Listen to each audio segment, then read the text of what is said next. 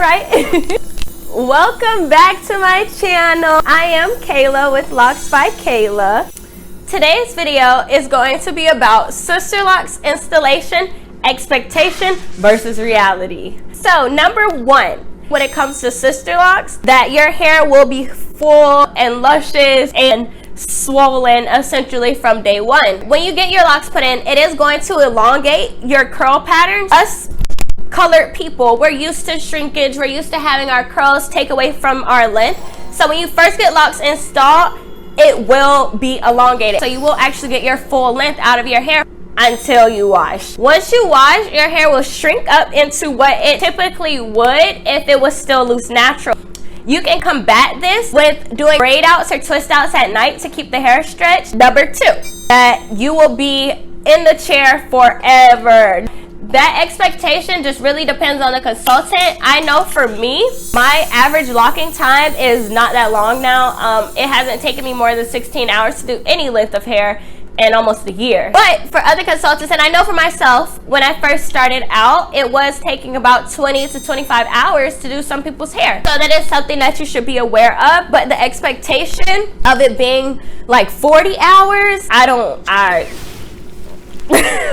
Number three, people expect that their hair is going to be sheeny and that it will look like it's conditioned or something. I know at least with locks traditionally, we're used to seeing all that grease and stuff in hair. So our expectations are a little skewed. With Sisterlocks and with your natural hair, you're gonna have to really understand what makes hair sheeny, what makes hair dry, and why yours looks the way that it looks. Most of the time, if your hair looks dry, it's probably dirty or your scalp is like missing some type of nutrients. You could drink more water or like take vitamin E pills, but oftentimes it's something else or it's an expectation that's causing us to think that it doesn't look as sheeny or that it is dry. Number four, a lot of people think that from day one that they'll just jump into it and have all these cool things that they can do to their hair and blase swaze. We do have to get comfortable with our hair in this new form, as the hair has to get comfortable being placed in this new form. From day one, it is once again really stiff. So when you do styles, most people want to do things that kind of don't show how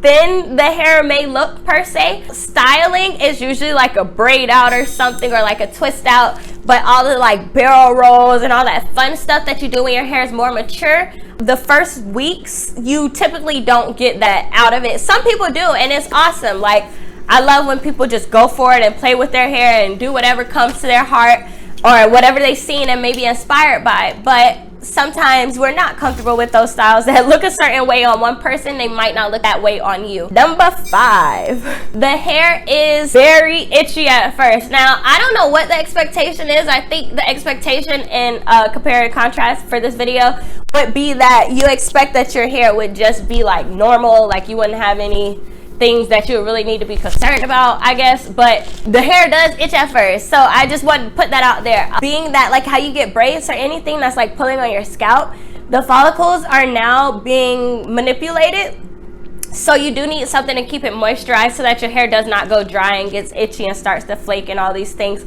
It's like a scab essentially. If you let a scab just stay dry, if you never put any type of oil or even bathe, you know, bathing actually takes a lot of that debris from the new follicle, the movement that it takes for your body to keep that area healthy and not torn. You have to implement some things in your hair to put back into your body all the work that is done. I really hope I explained that well, but basically to combat itching, I'm gonna put in the comment section or in the description, I'm gonna put an oil that I personally use all the time. This is the only oil that I use. I'm gonna do a whole nother video just on this oil, but I'm gonna attach it in the comment section. If your locks are feeling dry, I highly recommend this oil. It's okay for all stages of Sisterlocks and lock growth, and that's why I really love it. It's water soluble, it's very light, it's something that any person with any form of lock can use and benefit from. Number six, expectation of locks to be painful.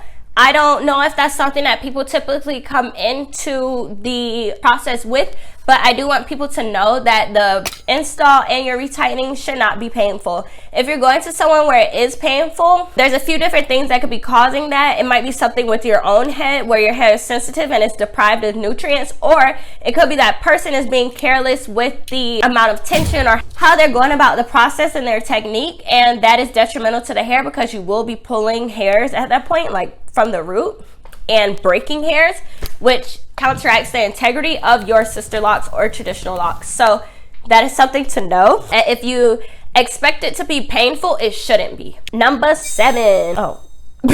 We expect for our ends to already be tight or budded when coming into doing the lock pattern or the lock installation. With Sisterlocks, micro locks, or traditional locks, when you first get your hair installed, the ends will not be closed like this. Even still, my hair still has a little curl, and I don't want that to go unnoticed. I've had my hair for 15 years, almost 16 years, and my locks still show my curl pattern because they're supposed to. But when you first get your locks put in, it's going to be like this much loose hair at the ends, and that is perfectly normal. That's totally how it's supposed to be. I leave as little as possible. That's just my own thing, but some people leave more than that out, and that's okay. The hair is eventually gonna bud regardless. It just might bud higher up, but the point in this video is the expectation for your hair to only have, or to not be frayed at the ends, is not the reality. The reality is that the hair will be frayed at the ends because it has not started to mature. That's totally normal.